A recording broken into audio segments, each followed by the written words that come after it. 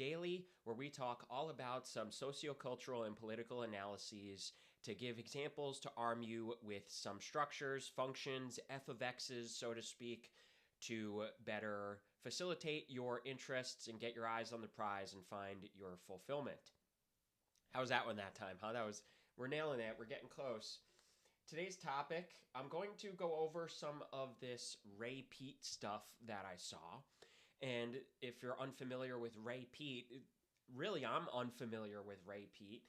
You can better identify what I'm about to talk about as what I call classical cope theory. So the other day I saw these alpha male, cool, tough guys playing this game, this edgelord epic game. The edgelording is also some bonus tough guy points to say salmon and avocado and rice isn't healthy, but ice cream and Coca-Cola is. Because, technically, cane sugar and, blah, blah, blah. Really? We're still doing this? You're still fundamentally indulgent, even if you are working out.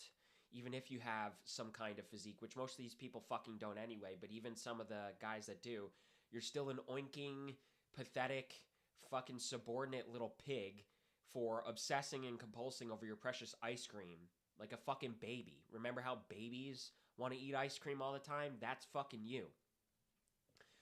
So we'll go over that. I also put the secondary title here as you people cannot fucking stop talking about women. But of course, the timeline this week has been inundated with some ridiculous behaviors of women that we will go over. It's unfortunate. I hate doing it, but I'll try to psychoanalyze it all in a little bit less of a trite and platitude way, and in a way that isn't just, well, that's because, women aren't freaking virgins anymore. Okay, really? We're still doing that too? How about we dissect that a little bit more? How about we understand that? And how about we grow up past this, ego transactionalism stuff? So, we'll get into that. Before we begin, you know what to do. Marchese Maxers, loyal fans, like, subscribe, retweet, reply. Get on over to Rumble and YouTube as well. Have all of these streams playing at once, okay? Mute the two others.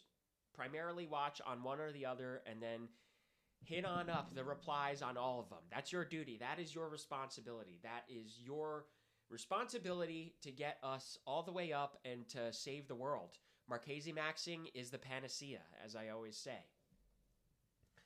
So that's that. I didn't stream yesterday because I was being an indulgent, lazy baby too. I, for whatever reason, could not fall asleep in time. I fell asleep between 11 and 12, and then usually I get up at around 4 or 5-ish to facilitate gathering my ideas for the show.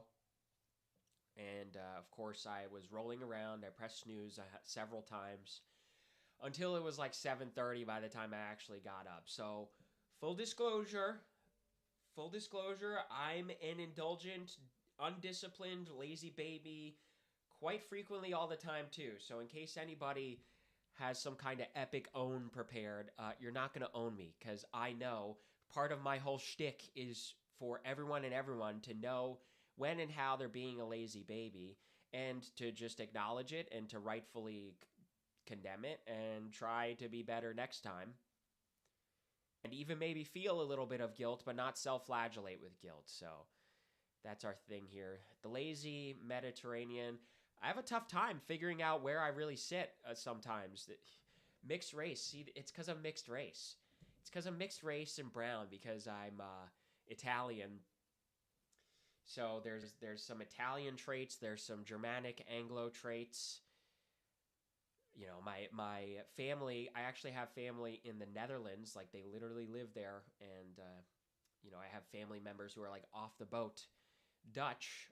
So I guess I have that going for me in light of that. So anyway.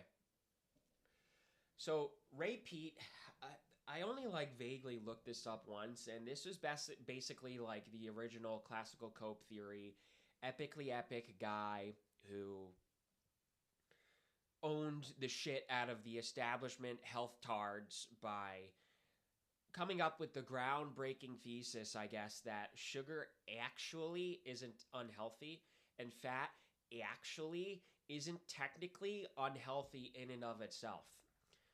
And it's like, no duh. I mean, the only people who actually unironically come remotely close to thinking anything like that are normies and low IQ faggots. Yes, sugar specifically isn't unhealthy in and of itself in terms of like chemical whatever. In terms of its biochemistry, it's not actually directly unhealthy per se. It's the problem of the calories of sugar and the problem of calories from fat. And sugar, the problem of it is it tasty, feelsy, goodsy, but that's because the brain rewards us for consuming it because it is very easy to convert into blood sugar. It's optimized. It's the fastest, easiest, best resource for converting carbohydrates, because that's what this all is, carbohydrates, into blood sugar, into a useful carbohydrate. That is blood sugar. Sucrose, glucose. If the words are similar, their molecular structures are similar. You might have heard me say that on our very first show. So directly, it's not healthy in and of itself. It's just the degree to which you consume it, the amount of calories from sugar that you consume, because there is a problem of, since it dumps right into your system, but if your body has no use for all of those calories, all of that glucose, it stores it as fat. It reconverts it and stores it as fat because your body operates on taking every bit of energy it can, because in the hunter-gatherer days that we are evolved for the most part, we didn't always have a guarantee of calories. So, yes, sugar specifically isn't biochemically unhealthy. There isn't like a chemical toxicity to it. Similarly with fat, people, low IQ normies, and even gym faggot normies, to include the cool guys that go walk in with their cool guy big bag, fat, like consuming fat doesn't translate to the addition of fat on your body. Fat is just the storage of calories. Fat is when you are in a caloric surplus. When you eat more calories than you exercise or burn, your body will store it as fat. Although when you get those calories from protein and you are exercising, weightlifting seriously,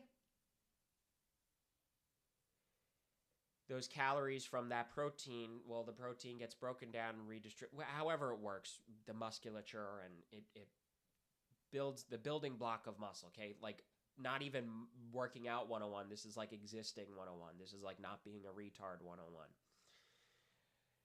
So fat chemically and calorically doesn't necessarily mean it is toxic, chemically toxic, or directly makes you fat. It is the amount of fat that you consume commensurate to the amount of calories you put out.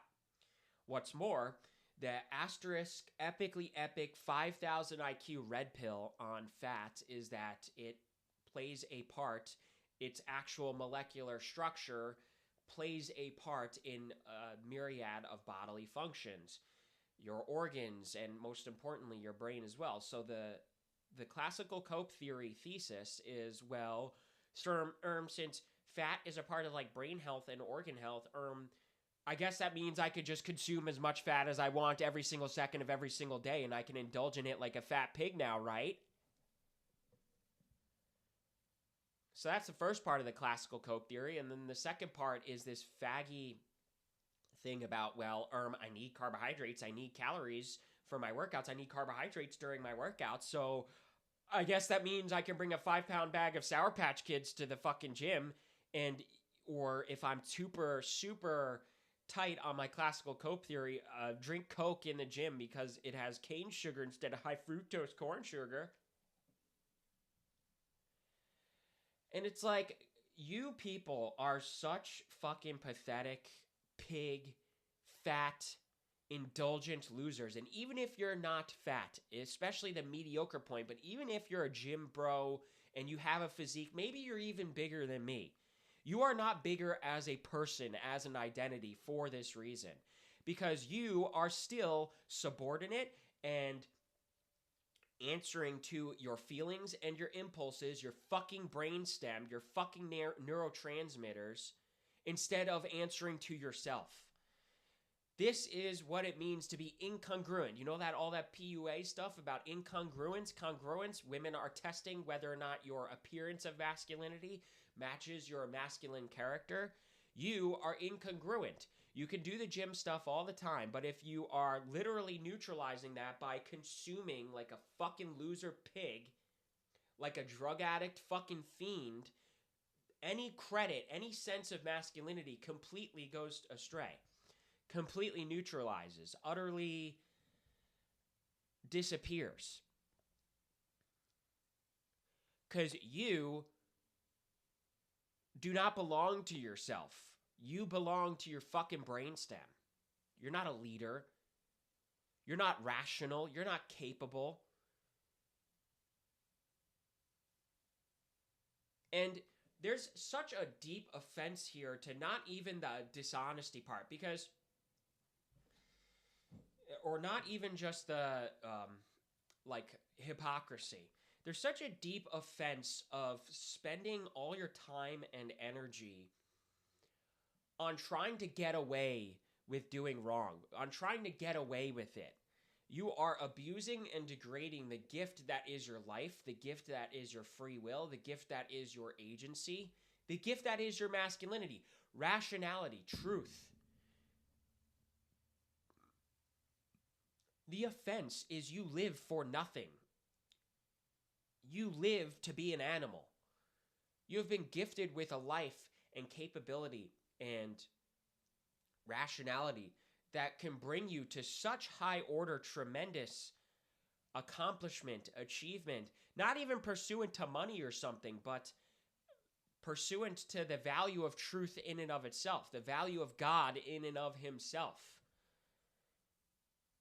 You have been gifted with the ability to transcend that, and you choose to fucking abuse it for the sake of dopey feelsy goodsies. You're no different than the heroin addict on the fucking street. What's more, the health stuff doesn't stand scrutiny, actually, because the sugar stuff, there's actually kind of a fucking still a problem with that, in that if you imbibe 80 grams of sugar in fucking 5 minutes, that doesn't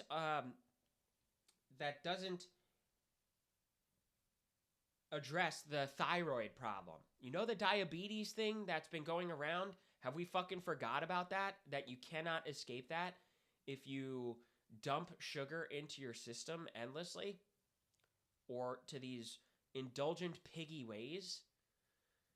You know what happens? You know what the essential thing with diabetes is? You dump so much sugar into your system that your thyroid has to respond by producing insulin. It always has to do so with sugar or blood sugar or whatever. But in particular, it also will do so commensurate to the level of blood sugar that is in your system. So if you dump a ton of blood sugar, your thyroid goes into like panic mode. The SpongeBob meme of when he's in his brain, they're running all around, it's all on fire trying to deal with the papers. That's what your thyroid does.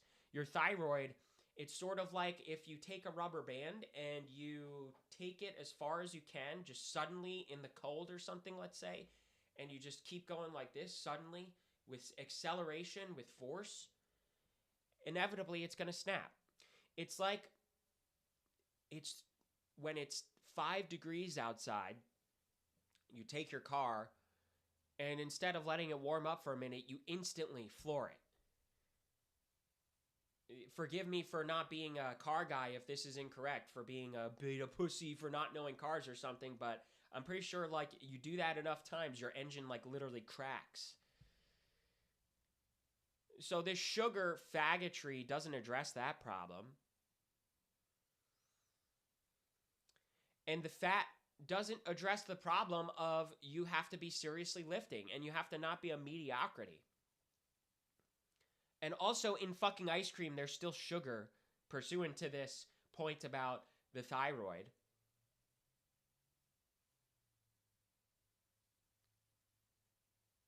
Like, what are you here for? What is all of this? Do you value discipline in and of itself? Do you value sequestering do you value agency in and of itself? Or are you just here to endlessly fucking cope and endlessly rationalize? It's remarkable how much energy people put into classical cope theory and excuses and rationalizing and trying to have their cake and eat it too. The level of energy you have to use to do that is more than the amount of energy it'll ever take to just make one decision a day, show up to the fucking gym and put forth serious effort. I make one decision every day. I go to the gym, and granted, you have to do your research. You have to, not even research. I don't even want to use a faggy term like that. You have to pick your exercises and according to what sort of muscular development.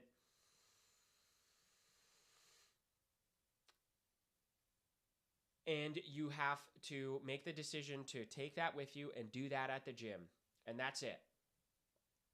I don't get neurotic about food. I don't endlessly fucking research faggy little studies about what foods when, under what circumstance, and all of that. That neuroticism is a symptom of endlessly trying to fucking have your cake and eat it too. I don't want to have my cake and eat it too. Why?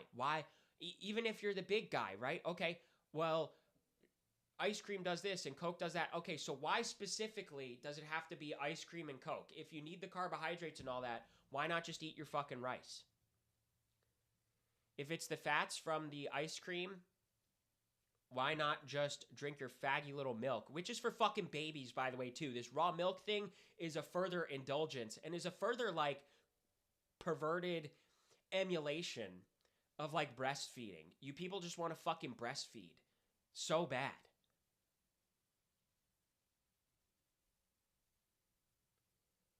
Sweetie, sugary, delicious milk. Your faggy little fucking milk. Like, what is wrong with you? That's a drink for babies. Babies drink milk.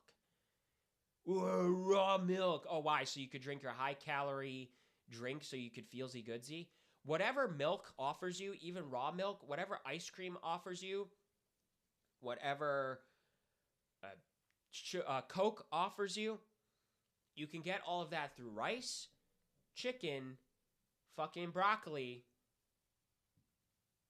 and maybe like beef. But even then, I don't want to encourage this beef thing because now it's become grass-fed beef and the base racist farm beef. Oh yeah, that's right. That's actually healthy. Beef is actually healthy. Yeah. Okay, so what is it now that it's not that I'm eating too much beef. It's just that I'm not eating the right kind of beef. If you're fat and you're lazy and you don't work out, you have no place to consider how much fucking beef you're eating. As a matter of fact, the only consideration for you is to cut it down. Because you just like it because it feelsy goodsy, because it's greasy, piggy, feelsy goodsy food. So everything that Coke and ice cream could give you, a food that isn't feelsy goodsy, but is significantly better because it solves the thyroid problem of the sugar,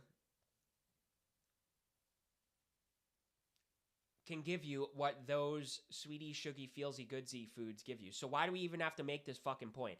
Plenty of guys got big and jacked before Ray Peat. Plenty of guys got big and jacked and healthy and sexed up and fit across the entire span of their lives while still chilling on the fucking ice cream and Coke. So why do we feel the need to make this point? Because you're a fucking baby. Because you're indulgent. Because you want to coom. You know, and somebody, I think in my commentary or something, somebody along the lines said, well, I don't give a fuck because I get to eat my ice cream and sugar too, and there's nothing you could do about it. And it's like, how is that supposed to be an own? Because they're not talking to me when they say that. They're talking about their projection unto me that is their guilty conscience. And they feel so good that they got it all figured out. They feel so good that it is completely rational. It's 100% completely rational, so they feel so good going, when they say there's nothing you could do about it, they're telling their super ego, there's no guilt you could impose upon me for doing this because it is a QED finished argument, completely and totally proven that ice cream and fucking sugary dopey drinkies are actually good for you. And I can actually consume this as much as I want. Except if that is pursuant to something antithetical, if that is pursuant to trying to value something that you don't actually value and trying to value something that isn't a real value, if that's just pursuant to neurotransmitters, actually, there's nothing you could do about it. You fucking lose. You will never feel good about yourself. You will never establish agency and discipline. You can't do anything about it. This like own type stuff too is so like low IQ. I guess this segues into some of my other notes and some of my other points here. I was thinking about how people were saying, if you said insert bad thing about Charlie Kirk before he died, and now you're saying insert good thing about Charlie Kirk after he died, that's like an inconsistency on. How low IQ can you get? Do people really not understand like social workings and social behaviors and aptitudes such that we can rightfully, maybe not even I'll say rightfully, but just this is what it is. These people operate entirely on fucking feelings like babies. And so for them, it is if you express feeling, bad, negative feeling about somebody like Charlie Kirk before he died, that feeling is the opinion. That feeling is your politics. For them, feelings inform politics instead of politics informing feelings. Like fucking retards and babies and like fucking effeminate women or whatever.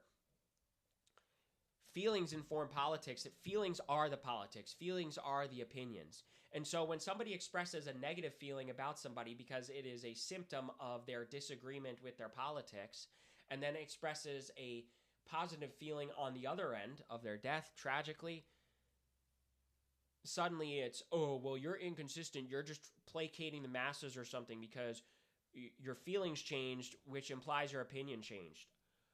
Like, does anybody like exist? Does anybody exist with a unique identity? Does anybody have anything to them other than their fucking cells?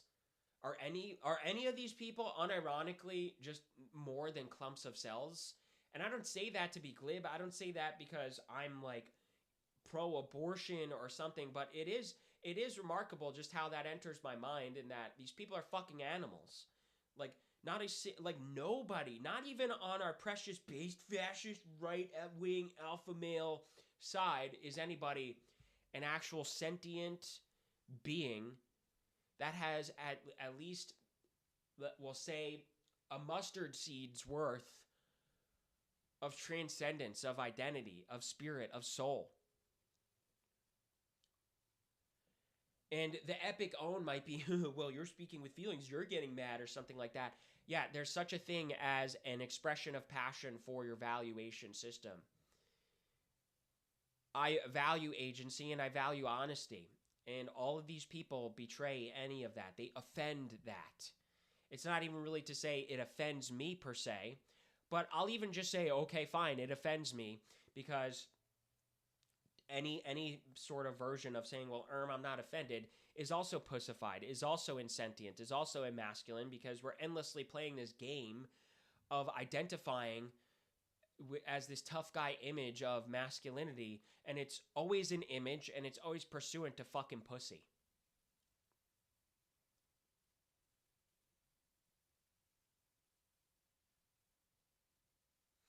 And this has been, this also is a good segue, this has been a huge part of a lot of the fucking dialogue about women once again this past week. I mean, for starters, maybe this one will just be quick just to get my mind flowing here. Really, at least once a week, There's millions upon millions of impressions and tweets about fucking Sydney Sweeney's tits. Sydney Sweeney does anything. Sydney Sweeney, she's freaking mid, and she's mid, and well, but she's also, which one is it with this stuff too? Because the story here is she walked on some event and her fucking tits were out. Like, this was literally porn, by the way. So all you faggot-based alpha fascist, I'm a misogynist, I don't give a fuck about what stupid bitches think. Suddenly, all you fucking talk about is bitches. That's by definition obsessing and compulsing and subordinating yourself to women.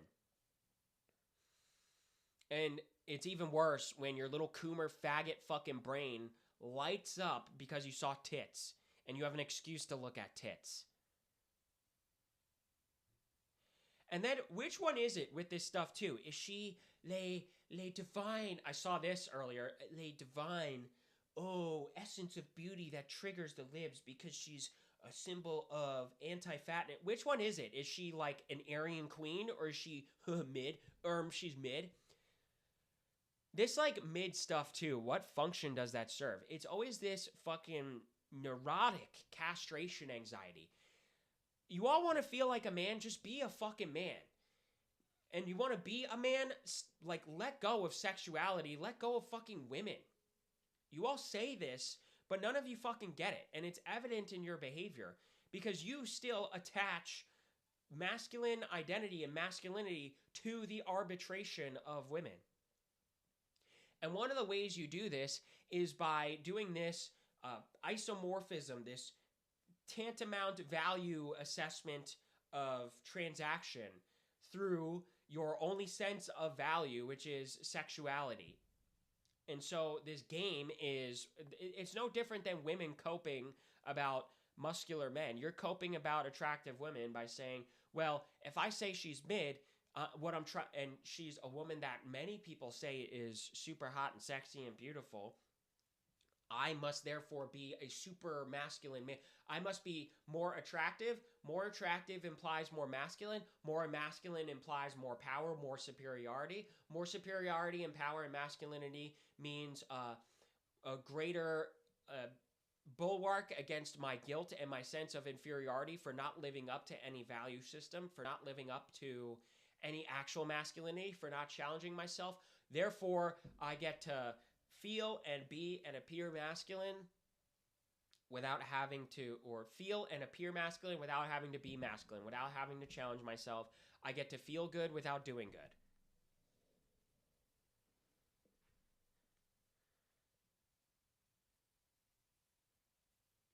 So, I mean, that was going on this week.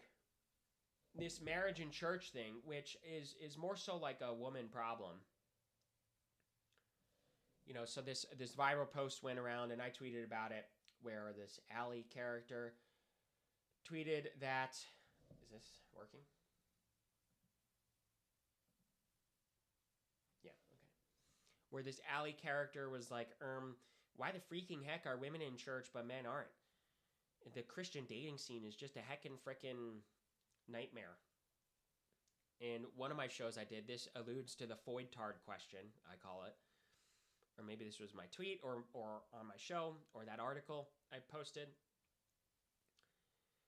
Like, yeah, because the problem is women endlessly fucking operate on this feel-good thing. Men do it too. The majority of men do it. The majority of women do it. But if the population were the number in the populations of women and men were the same, amongst a million women, say, what's the usual bell curve thing, like 65%? So amongst a million women, 650,000 of them, or I would say more so like 750 to 800,000 of them do this normie coon brain, operate on feelings, low IQ, low sentience thing.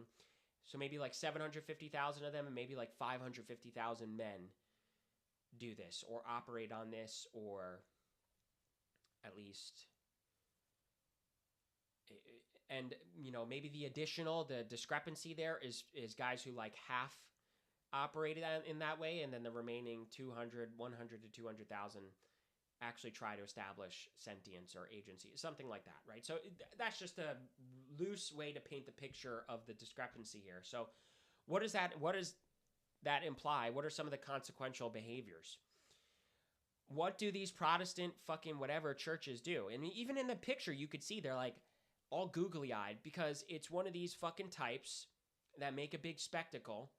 There's probably someone in that picture speaking, and God loves you, and God does this, that, and God, this feelsy goodsy stuff. You know, I went to a Protestant high school, and even then, at least my pastor there, what he would call that fluff. He would call that, oh, you know, God loves you, and I love God, and that sort of thing. What would he call that? Fluff.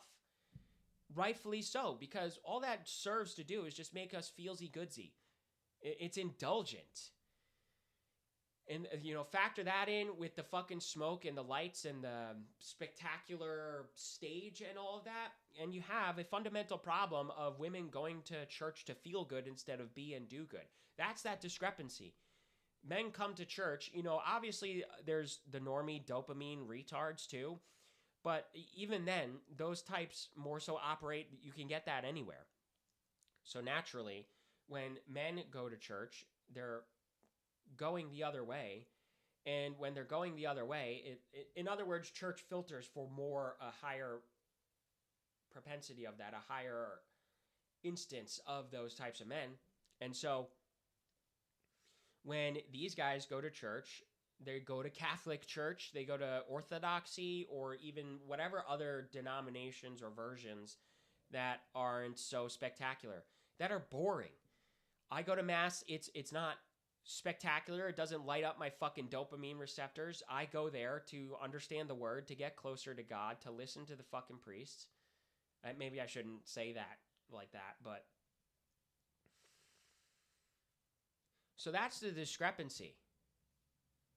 And isn't it remarkable how, like, women can't even fucking get it? They can't even see this. And a lot of guys were saying, like, well, that's because they're OnlyFans whores and all that. And they're like, touch grass. And it's like, no, actually, there's something to that. Because you know what that means if somebody goes to church to feel good and all of that? That means feeling good is their entire teleology.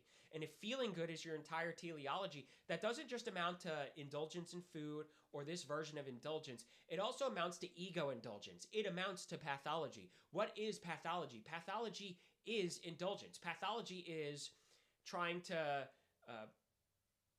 reconcile your negative feelings without having to put yourself through discomfort or the discomfort of those feelings. That implies that somebody is fickle, impulsive. Fickleness and impulsiveness are like terrifying. And this is a part of the dating stuff too. This is going really well with my mind to the other stuff, because this fickleness, this impulsiveness, this is a problem. This is something men cannot trust. Women can't trust it either, but what of course is the discrepancy. Women are more fickle, are more inclined to behave this way because their survival heuristic, due to their physical difference in the hunter-gatherer times of our brain, is that they don't have time to rationalize because they're physically not as capable of warding off or defending anything or any of that. So their brains evolved to use feelings as a much stronger heuristic, or as the primary heuristic instead of rationalism. Men don't really primarily operate on rationalism too, but they have a much easier time crossing that threshold. So with that said, that is the issue. That is the crux of the issue. The OnlyFans thing, the sexuality thing, the virginity thing. The crux of the issue for men with this is that you can't trust that. That is fickle, that is impulsive.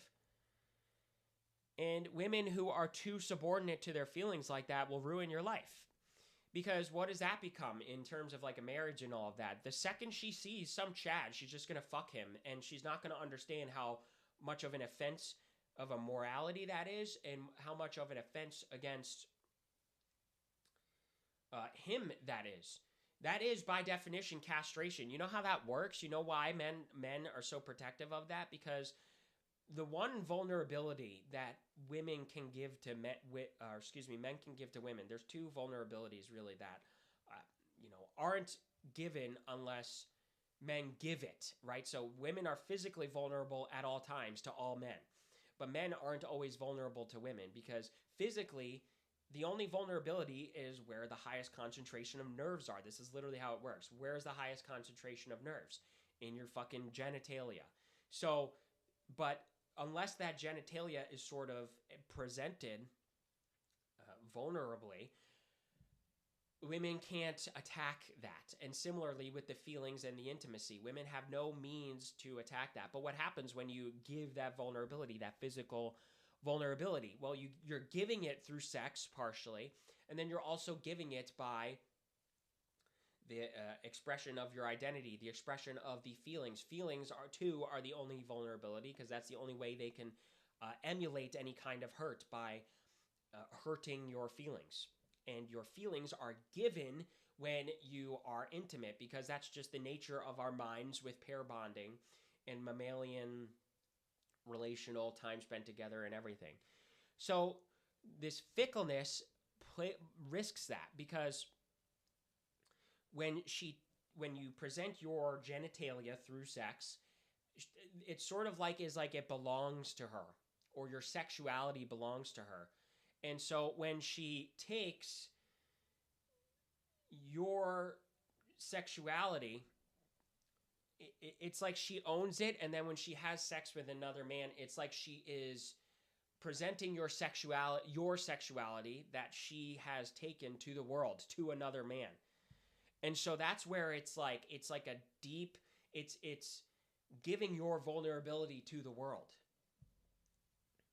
And then, of course, there's also the emotional vulnerability, because we mammal pair bond, and the survival mechanism is that we feel that for one another, and we pursue that, and to disincentivize not breaking that up, because that is not, an important distinction here is reproduction is incentivized through sexuality, but also parental mammalian pair bonding, because it's not enough to just create the life. The life has to facilitate, the life has to be carried out until adulthood. So part of what pursues that is both parents investing in one another, keeping together, because they keep together pursuant to their child. So that's sort of how the mammalian pair bonding feelings work. And so, but when a woman goes elsewhere, we're disincentivized from that. It hurts us, because it is pursuing sexuality, pair bonding, and the children with someone else, other children. And so that's the breakup. And it works with men too, when men cheat on women and everything along those lines. Arguably more so, because now he's splitting his attention and resources to other women. But we don't need to get into all this alpha red pill type stuff about the difference and how differently weighted that is. So that is the risk. That is why men resent fickleness, fickle sexuality. That when women are promiscuous and not virgins, it tells you that sexuality is not bonding to them. It doesn't mean anything to them. It tells you that they make these decisions upon fickleties and fickleness and feelings and impulse. And the problem with that is, what is the ground zero of a relationship to a woman in this case? It is sexuality. That is the threshold crossed to make it an actual relationship. So if she's having sex with a multitude of people, or she has a history of sexuality, it necessarily makes like she doesn't actually bond to it. It's not relational. You don't have that relationship. So that's the thing unmentioned here, and men are particularly anxious about it because of how it betrays their vulnerability. And when you have that vulnerability, or the expression of vulnerability, it produces this image of inability. Vulnerability is antithetical to power and strength, essentially. And power and strength are what you have to offer the group, the tribe, everybody, to facilitate survival. So it strips you from any sort of sense of belonging in the group, in the hunter-gatherer group. It strips you of your identity as well, because we identify with our sex as well. It is a major part of our identity, so it strips us of that. Now, men have become a little bit neurotically castration anxious, and this isn't to say I'm saying you're being insecure and therefore you should go and freaking not freaking care that women get promiscuous or that women are inversions, but there's a neuroticism to this that is symptomatic of not grounding your masculinity insofar as just observing the potential a woman existing promiscuously evokes this threat, this existential threat to the world and all that. It's like blackpilling. So, and men are doing a poor job of expressing this because where I think of this is one of our buddies, New Cadillo, he went viral because one woman was like, men used to freaking die for this, that, the other thing. And it was a picture of a bunch of guys in D-Day. And I see you, my 07, my IRL friend is in the space right now. I got you in a minute. His handle is anonymous for now. Some of you guys are my buddies who might have, from here, who might have met him through our spaces. So stand by for a moment. I'll almost wrap this up so we can facilitate the space here with my IRL friend amongst many other friends. Good to have you here. Good to see you in the space. I'll finish up some of my stuff here momentarily. So this World War II, men used to die, and then his response was, "Did you lose your virginity to your husband?" That's like his one shot, his one line, one shot. That is actually epic. You know how I always say these one lines quips are faggy, but it's based when we do it, right? So that went viral, and some women were getting mad that what point does this make or whatever. And well, we're too focused on this transactional stuff. It is a correct point to make that it's like, okay, well, why should we die and go to war for what? For you? And it's like, what do you even have to offer in exchange? You're all, fucking promiscuous. You're all fickle. You're all finger wagging at us. Like, how does that offer anything to a relationship? And rightfully, this is actually a good point to make, even though it's sort of transactional, because it makes the point that women fail to understand, that is that you're like, to actually distinguish yourself, to actually be something worth more to a man, you have to have more to offer than your sexuality, because by definition, every woman has sexuality to offer. And this is a broader point I make too as well, because people have been trying to linearize the sexual value of women or something, and it's kind of nonsensical, and it's just evident in how the sexuality isn't enough for us to date these women fully. So when people do this linearization of sexuality, of sexual value, linearize how hot a woman is or something, men still don't date the ostensibly hottest girls or whatever. The quote-unquote hottest guys don't date the ostensibly quote-unquote hottest girls. And why is that so? Because there actually isn't a difference in the value proposition in the sexuality between a quote-unquote mid or a hot girl. Because, I mean, if you think about it, every woman's existence offers you sexuality. So why should you commit to one or the other when sexuality is all there is?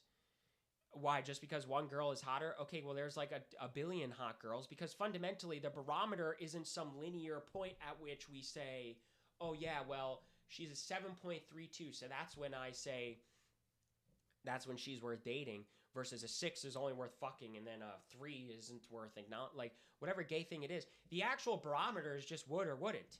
And I know my buddy here is probably going to laugh at that, because that's been my shtick with a lot of my friends in real life. The barometer is would or wouldn't. Every woman is just would or wouldn't, and most women are would. So what difference does it make between one would versus another would? Not really anything. What's more, let's not forget this part too, because there's this idea that like a woman's current attractiveness is her QED, finished end state of attractiveness forever. And it's like, that's what you think if you're a fucking pussy and you don't lift weights and you don't work out and you have no influence over women. We're all such based alpha Chad freaking masculine men, but suddenly we falsely presuppose that in dating a woman, she's not just going to live up to our lifestyle, or she's not just going to do what we want or what we ask. And this isn't to say I'm saying, oh, I freaking order my wife around or anything like that, or to condone bossing somebody around or anything, but that is to say, like, If you're a man and you set an example of lifting and you lift seriously, your wife's just going to do that with you, or your girlfriend's just going to do that with you. She's going to do that to spend time with you. She's going to do that because she admires you and respects you. And she's going to do that because she wants to please you. So let's not forget about that part too. So now women get mad at this like virgin thing because they want to have their cake and eat it too. There's this transaction thing. People, this optimization of energy instinct, this wanting to be a cool, tough workout guy without actually working out, it transmutes to everything, to include relationships. Everyone wants to have a boyfriend or a girlfriend without having to be a boyfriend or a girlfriend. And it's all pursuant to feeling good and fucking ego and all of that too. You think about like cheating or something like that. For men too. What exactly, if you have a wife or a girlfriend or something, although I'm not really particularly encouraging premarital sex, even though, yes, I fully admit I had premarital sex, but sex havers, I'm just thinking of the, some of the terminology of the online sex havers. I was a premarital sex haver, I guess. So you think about this stuff, relational and this transactional element, to see like something like cheating. Every cope for that, every excuse for that, or every even reason for that, or some pseudo psychoanalysis is always a crock of shit. Something along the lines of feeling this, feeling that, and it's like, what exactly is stopping any of us from just, if you want to have sex, just have sex with your spouse? Oh, my needs. And it's like, okay, well, if the need is a quantity of sex, then just have more sex with your girlfriend or spouse. But of course, there's this element to that conversation that is, well, that you have to sort of like quote unquote respect whether or not your spouse wants to right here, right now. And the idea that you don't want to have sex at any given moment is a crock of shit too. What that's code for is I don't feel like it. I don't feel like it because I don't have a dopey rush and I'm being lazy right now. And this isn't to sort of what people call R-word apologize. But that is to say that people falsely have this barometer of, well, I don't feel like it, therefore I don't want to. It's like you always want to. Everyone always wants to have sex all the time. It's all you fucking retards talk about. Every song, every fucking thing on Twitter is about fucking sex for both men and women. And a proxy expression of that by talking about relationships. So everything's about fucking sex for you people. So you all always want to have sex at all times. It's just a matter of feeling like it. And it's like there's no such thing as even not feeling like it. Because as soon as you put your hands on each other and do a little kissing and all of that, you're going to feel like it. So anyway, so that's to say, I think I'm sort of losing my thoughts here. That's to say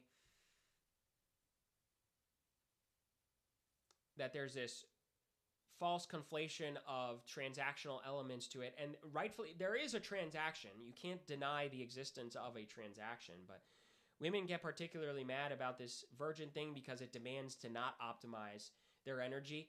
And it also challenges this gay, globo-homo, femtard worship value system that is still pursuant to ego and still pursuant to egotistical power. This interpersonal psychosocial worship of any sort of whatever this person feels like at any given moment, any given day. So this World War II, men used to die. And then some faggots were like, well, women used to be virgins. So it's like, no, I actually wouldn't go fight a Jewish globo-homo war because women are virgins. That is like, this is how I'm like right about everything award, because what is that a symptom of? What is that an expression of? That's saying my life is worth sexuality. My life is worth fucking pussy. And going to war in the modern day in foreign lands isn't some like faggy heroic protectionism.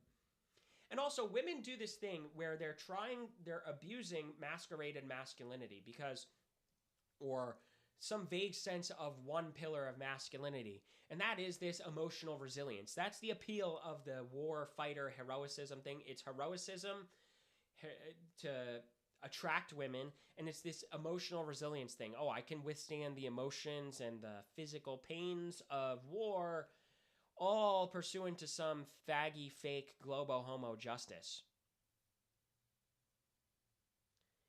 And you pause for a second, and it's like, one of the fundamental issues of masquerade and masculinity is overinvesting in one pillar at the expense of another pillar. Because what is also the problem of globo homo wars? You're literally giving your life to other men for nothing other than their faggy Jewish whatever. Is that masculine? Is it masculine to fucking go, yes, Sergeant, no, Sergeant, for another man to tell you to go on your fucking knees and go to front lean arrest move? My buddy here who's in the space, we always used to talk about it. We served together.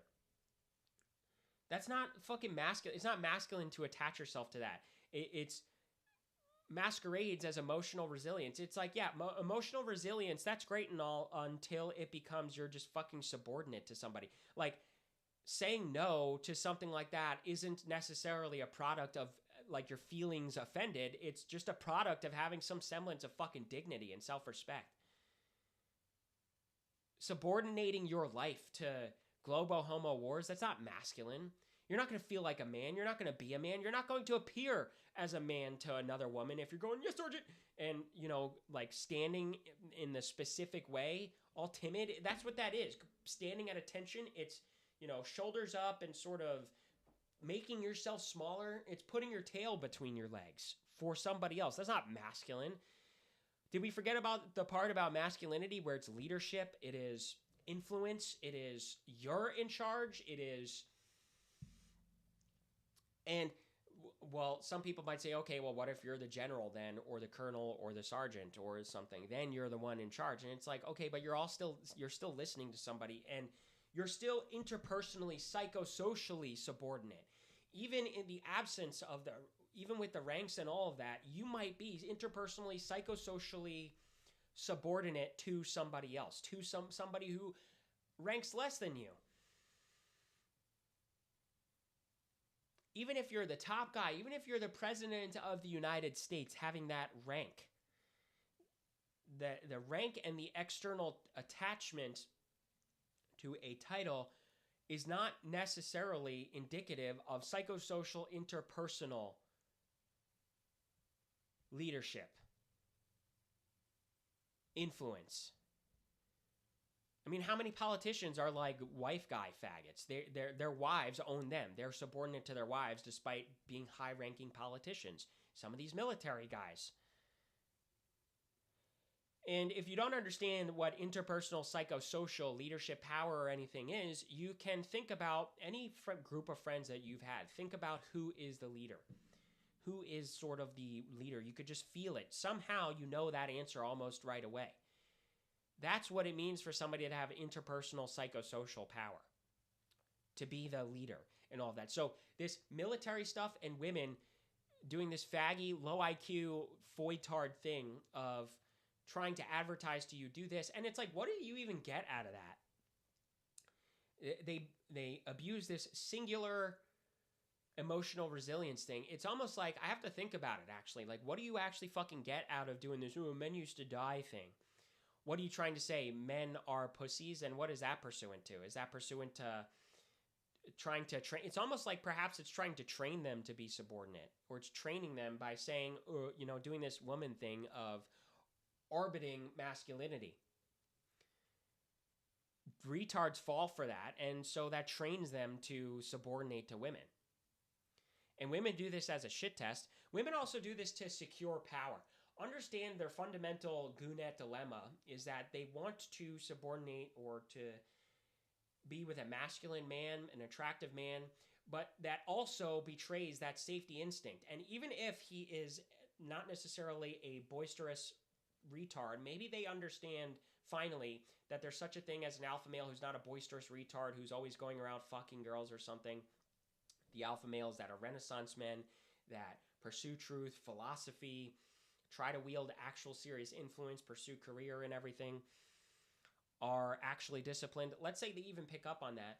Well, now they have a problem of they vaguely confuse that they're attracted to that in terms of the masculinity, but it also betrays the safety attraction metric because now they don't have power. Now they don't have power insofar as they can't leverage sexuality against a guy like this. Excuse me. So what do? They do this game of they try to train him to be subordinate, to secure power. Excuse me. Excuse me. Those energy drinks, huh? And I'm almost done here. And then we'll open up the space here. If you're listening, let me check. If you don't want to talk, though, Anonymous, let me know. Let me check my DMs here in case you DM me saying you're just listening in. So they do this training thing, and then what's their Gounet dilemma? Their Gounet dilemma is, well, if he answers to that, now they feel safe, but now he's not the alpha male. Now he's not the attractive thing. So it's like this endless back and forth that they play. So it's almost like they're playing this game of like broadly trying to train men pursuant to their safety, being able to order men around because power is safety. So they falsely conflate that as, well, power is safety. Safety is attractive because of their feelsies and the hunter-gatherer heuristics, the physical difference. You know how that goes. So, and I think it's also like an ego posturing thing. All right, my buddy says he's so I'll wrap this up shortly, and then unfortunately we'll have to close out the space, or we'll have to close it out. No panel today. So good to have you here, though. 07 Anonymous for now, my good old buddy. So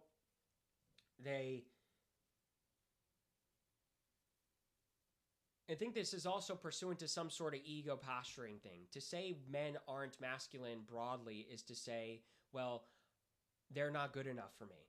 And if they're not good enough for me, it must be because I am significantly high on the good ladder, on the attractive ladder. And this is what you do if you don't feel good about yourself and you don't live up to your promises for yourself, and you don't live by your values and live by actual authentic femininity for them even too. This is what you do. You try to externalize to some sort of external, tangible, quantifiable, vaguely quantifiable, I'll say in this case, metric by which you can assign yourself value. And then if you assign yourself value, it retraces back. Well, if I'm valuable, therefore it bulwarks any sense of inferiority and any sense of smallness. Valuable is a feeling big, feeling powerful, feeling good about yourself. And that bulwarks, that neutralizes feelings of inferiority, shame, unattractiveness, unlikableness that stems from not living up to your ideal image, not living up to yourself, not having any sense of discipline. So it's this ego posturing for them along those lines with this men used to go to war thing and abusing emotional resilience, which is just like such a low IQ interpretation of masculinity too. Yeah, I'm emotionally... like what? Oh, Sergeant fucked me in the ass. So, but I'm not a pussy who got offended at that. It's like, okay, seriously, can we like understand the difference between standing up for yourself and standing up to disrespect and standing up to attempts to assert authority over you with offense, with emotional offense? Even then, the denial of the existence of emotional offense is not tough, is not cool. And this isn't to be a libtard fag and say it's okay to have hurt feelings or something, but it's also cowardice to act like, you know, that's part of it too. It's like, you also can't be afraid of hurt feeling. Like, yeah, I do take offense when somebody talks down to me. Yeah, because they're not above me. And it offends me and what I do and how I live up to my image and how I live a good and righteous life to the best of my abilities. And I make that promise to myself and I execute.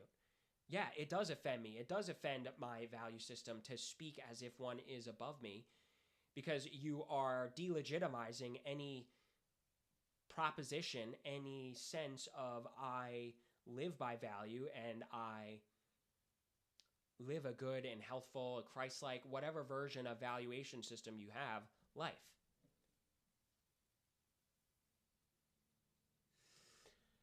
So I think that's going to be everything for today. Not bad, an hour monologue you can hear. We have my buddy here. If you're not running your errands, feel free to request if you to speak if you have a moment, or if you are running your errands now. In the meantime, while I wait for him, since it's a little delayed, that's our show, Marchese Daily, live on the air Monday through Friday, 8 a.m. Eastern Time. Be sure to like, subscribe, retweet, reply. Help me get famous. Help me get up there. The new algorithm, right? If you want coaching, damn it, I forgot to say this at the beginning, because at the beginning is where I haven't lost anybody, but I don't know, we have like 20 or something people. So if you would like coaching and or base therapy, right, Marchese Methods base therapist, you can head on over to marchesemethods.com for a one-on-one session. You could do one session or 4 sessions ahead of time for a discount. And when I say base therapist, that's a reminder that I'm in training for it. I am not officially licensed now, but of course I've read a ton. And, you know, if you feel like I have something to offer you with that, then I most certainly can help you. But that is a reminder that I am not fully licensed yet. So if you're using insurance or something like that, or if that is a standard for you, then I'm letting you know that ahead of time. Assidedly, you can head on over to my DMs or Marchese Methods at proton.me. Send me an email if you would like to join my Discord, wherein you pay $5 a month and you can text and talk with me all day, every day. And sometimes that does indeed amount to a courteous voice call in case we're really getting into it and I can't, you know, it would be better to talk along those lines. And then you can talk to other people in the Discord server too and share some of your thoughts that I might have had between the two of you, and maybe that'll help you sort of bolster any sort of sensation of getting it. Marchese Daily, Monday through Friday, 8 a.m. Eyes on the prize, find your fulfillment. Thanks so much for tuning in.